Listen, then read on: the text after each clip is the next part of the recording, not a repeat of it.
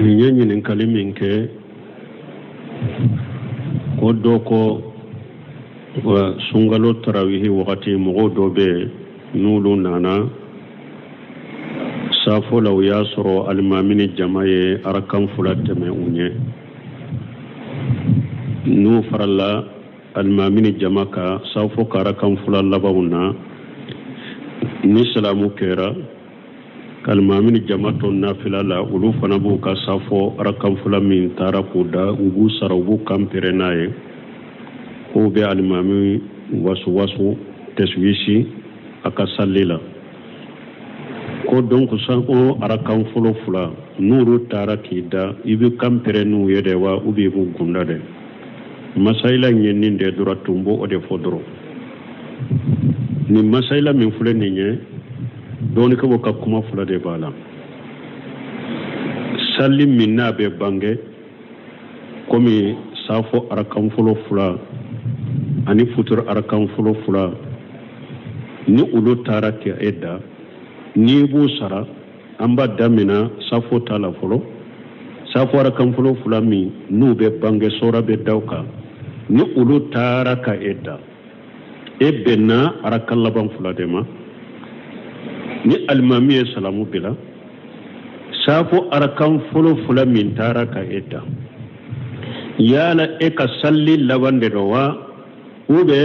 ebena min almami bolode eka salli arakan fulaye nunu ye eka salli labande ube ulu de bekera eka arakan fulaye wa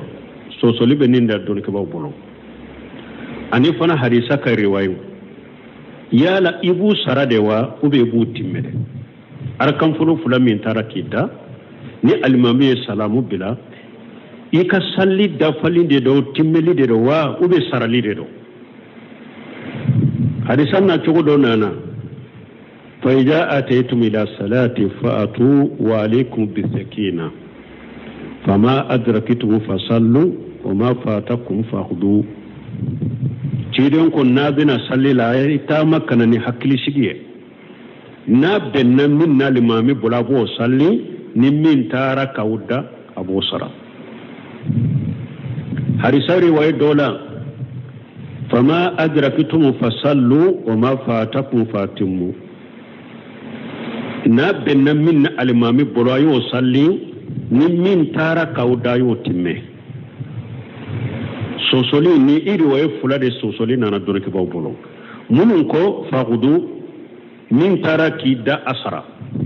donc luko konni juru be sara juru tara adonila chogomi abe sara o chogodela munun tara ni haklina ka uluko arakan fula nu anko sarali de ibu bangede ni almami salamu bila nanko sarali de ibu bangede kasora de dakuka parce que ni juru doni la chogomi ba sara o chogodela munun ko fatimu iku timmede uluko eka salli arakan labaunde do ebbe narakan fula mi malimami bolo ulude arakan fulai ni almami salamu ko fe nin fula ciden ko eka salli timeli de do ika arakan labaunde do nu o kere ka arakan labaunye mumbeke ibu gunda fata drombe kala parce que asafu arakan laban fula be gunda fata drombe be kala perete no kenuye don ko kay kuma fula nana ni riwaya fula de lassa bo don ko bo ye tentelike kadi sa fula imbe fara nyon ka chogodi nun kuma fula da juman ka giri wala nin kuma fula da min ka giri timeli inde ka giri ebbe nara kan laba munun almami boloni almami kara kan laba undo e kara kan folo de do ni almami salamu bila safu arakan fula min taraka edda e ka salli laba unde do donc wibe fatiha dronde kala ba fo da jukorde ite perenaye o de sahlendo donc nan ko ninde sahlendo fatimu kayre wayin koso ci don koy ka dafa de hada maden ka salli fana dafa safo araka ika safo salli dafa ube allaba gundo de do ani fatiha dronde do ci den fana koy ka timmede nan ko ninde sahlendo munun ko faqudu irwaye abo jabi chogodi uko arabu kanna faqudu ani fatimu bede manakle qur'ana kunala ko fa idha khadaytum manasikakum fazkurullah akure munye naye akabato yero sarade dowa na ya kabato yero timme ayo rukun faida khadaytumus salat fazkurullah qiyaman wa qu'udan wa ala junubikum eska kurode na ya kasallu sara akure wodiya na ya kasallu timme tumami ciden kalana jinnan ya Allah me alako falamma qudiya tumama ka kalambanna eska ko yala tumami ciden ka kalanda fara eska ayen kore tumama ya ka kalan sara la donc wala adonna faqdu ani fatimu ube mana kele abeye de timeli de donc kuma sahale nye menye fu safo arakam fulo fula no tarati da ni ebu salli ni alimami salamu bila ni ebu salli iba foi da jukoro de be fatia dronde kala ite prena e surate daka bon futuru arakam fula no de taraka edda ebbenna arakal labandena futuru tani safo tate kelenye oyorola wala ni alimami salamu bila futuru arakal laba ebbenna odela wote arakan keleye bolo ni alimami salamu bila ebe wuli kanani arakam fula nay ibo o bangede parce que hari ni kelembe salli ika futura kan frana be bangede ibo bangede ka sora dakare kisigi katayake donc ube wuli kanani sabana minye ibe fata dron kara ko afoy da jukoro futuru tabe kenen chogola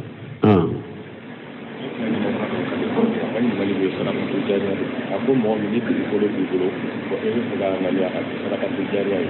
ako sana ti jara de ta ko ga e yang na ni ni si no ma kala o ko di ga sa ko ma ni ko le ka sa ni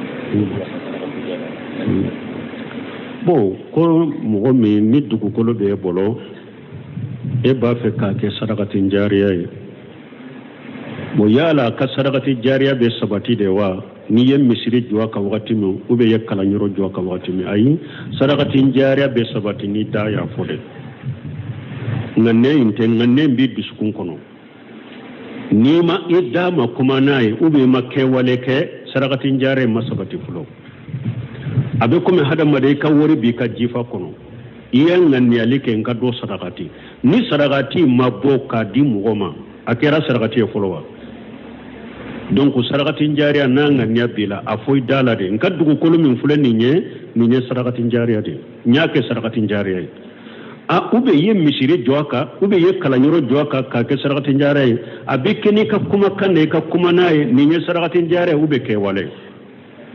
min ngane ndro dusukun kono otesiga ka sadaqatin jariya sabati fulo ni yere makuma nae ka kai ube ni makke wale ke ka kai akani ngali fulana buko sana soro dore ila misiri ko mo do la kala wacha e do di warna fulana wona tebe ka di gara o wa ko ni do be misiri jo ube do be kala nyoro jo ma fo do chobode bo ni eyu deme yi ka wori kala o yi wasa sadaqati jariya wa yi ka wori hakkinni mimbala o hakke sadaqati jariya de biye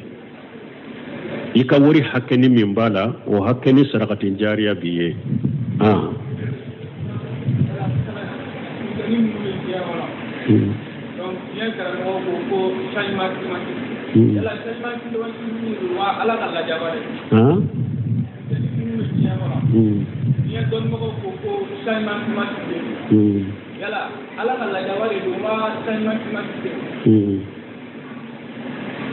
bo ko funtene munum be diyan kono ko ewa diyan dunko ko mu ko wakati yelema de do ko yala wakati yelema de ko la jaba de do bo ante se ka fo ko funtene bine kala ya be yella jaba me alaka taman shewni alaka kabako de do bada qur'ana kono ala be tilefo abe kalo fo kwa fo ala ka taman shewde do tile kala ya min fule ninye taman shewde do ka ala ka kele bantane ala ka masaya ko yira mogola ani wajuli ani hakili jigi mogowe e maye jahadu yorola munun ko kulu te sakata jahadula ko e watile ka kala la ko chugo ko li naru jahannam asaddu harra law kanu yafqahun ako jahannaba ka kalani ninye donc tile kalaya munun fule ninye tamasere do hakli jigide do wajuru de do ala yuke hikma de ko ke tamasere do ka hada madayin hakli jigala ka masala ka ala yirira wa min ayatihi as-samsu wal qamaru wan nuzum awatta man abetta man shawla taman munun bala ka masaya yiranna anaka kele banta anaka shebaya anaka janga katalina kan nemali tilew kalo dolo sankabau dugu kolo nunu yetta masar nube alaka masaya iranna ani wajuda ni hakli jigani tasi ukunyo ode niye jian nene neji ni few nuye ulu ya ki hakli jige ko neji mimbe jahannaba kono ka juguni ninye ikata si kamiri ni tile kala yara anye funtenu ye kala ya banka chogomi akan hakli jige kala miri ka fo min fule ninye de jahannaba tasuma ka kala ni ninye har ewa an ka tasuma yere fule ala ma fo qur'ana kono ko an ka tasuma kunye de kan hakili jigi jahannaba tasuma la fo ciren ko tuma mi ciren an ka tasuma hakke fo aka ka tasuma min fule ninye jahannaba ka kala ni ninye ni degere bi wolon fulani ko be degere bi worone ko munna jan je tasuma min fule ninye kunye de ka hakili jigi la gara tasuma la jiya ka kalaya min fulen ne ya hakili yede ka hakili jigi lagara ka kalaya la aka sabale aka waju aka sagi kata alama jiya kan neji mun fulen ne ya jamharira o be jahannaba kono o ka jugu jiya kan ejiye ka hakili jigi jahannaba tala nunu ya alaka tamanse no alaka kabako de mun jiya dun ka be nunu fo de pour ko hada modon de nyina nunu ko hari tileni ewa noro yere marife kalo noro yere marifule chidon ko nunu yala katta masana ka kabako de no be ala kama saya yira nko me ulu be ewa sababu fo nimbela kuro munye jiya dun ka bolo puru ka ala ka ewa ala ko ni lagara ko bo hada madon duskun kono ka beke jiya ko ni natere do kirima yele ma yedro ka hada madon nyina ala ko nyina lagara ko ukalla nyina yo ode amma ko jiya sababu do tula de ne kalaya munun fulen ni tile munun fulen ni neji munun fulen ni simaya munun fulen ni tasuma munun fulen ni nuye wajulu ni tasinu taman shaude do kala yiranna assalam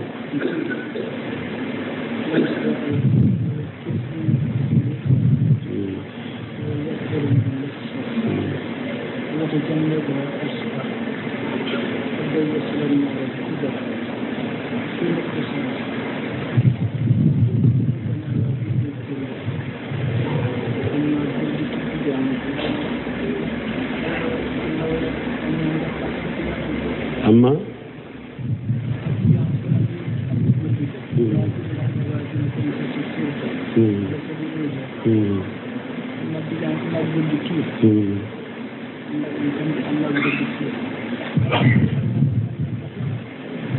ko ninya minyen ka doro wala ko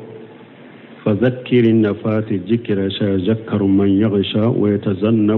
ويتجنبها الأشقى wala ko wajulu ke ni wajulu be nafali ke ni wajulu ke mo min be siralanye sayazakkaru man yakhsha min be siralanye o miri o hakili be jigi me kunango o ba mabbo wajuluma ko ola ko ni wajulu ke ra hada madanye wajulu lamme e ma barake nuye ala billa jawaba aya misale ke misale la tawsir min fulene nyamba ke ka kuma munufo mo mu nyul la me yume e tare ka sokori ma barake nuye ibe la jawaba mo ko munum be fo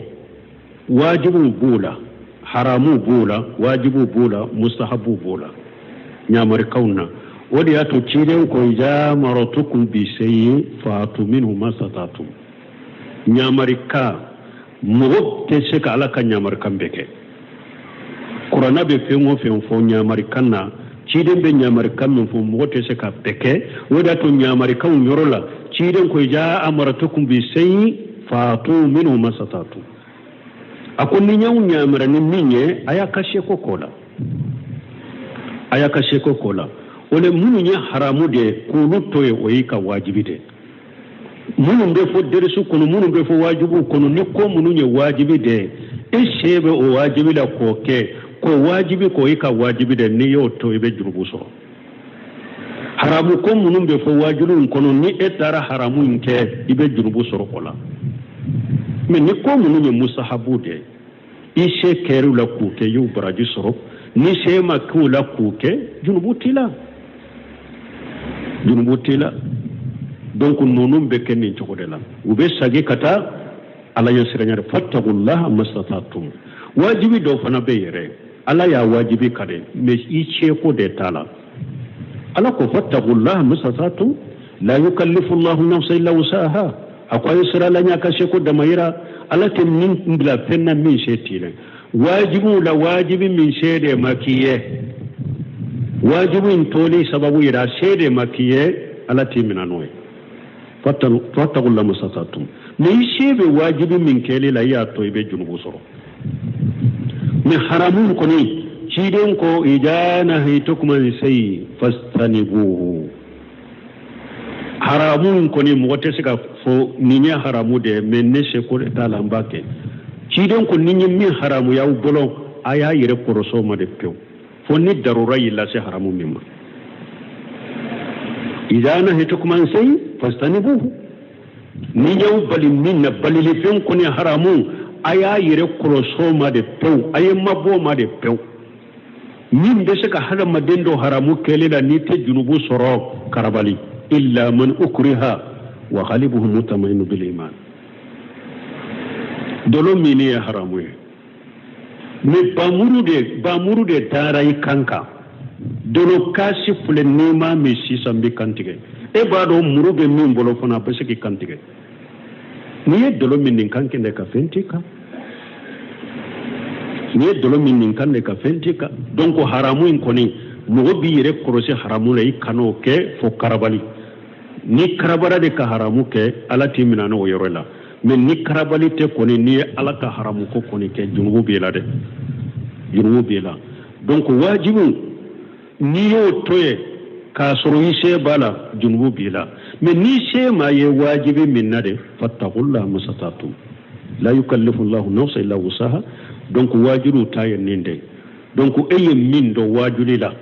i sebe minna kake i banna kake huja jorika i junubu soro huja jorika qiyama kuma tibolo alafe ka fonti ala niya ne man ninke ma do de ay huja jorika kaba ni wajili me ni nya haramu ye ni ne halala huja jorika do akeli sa i sebe wajili minna ya to junubu bila ise ma se wajilu la da yire jo wajibi mi ede se ma se akeli la junubutika ni sera ka ke wati mi ba ke wati haramu ko yire porosa mai kanake ni harabu min ke ni karabali bolo de ka fenti ko yoro fanala aw mustahabu ni min ke ya baraji soro ni ma min ke ala timinana baraji de te sabi mustahabu inde baraji te sabi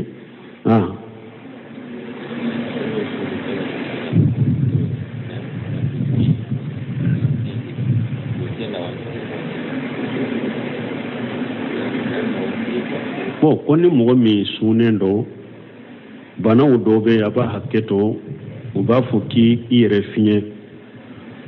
ka pompe doni kofela ki finye o be sunchinya ba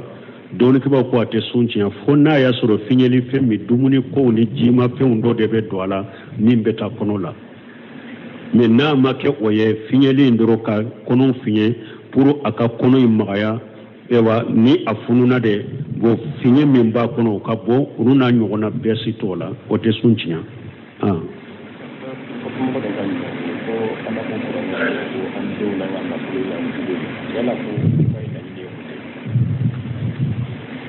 ko doko qur'ana kono la ko ande unya kan na fulun ku yanjuguye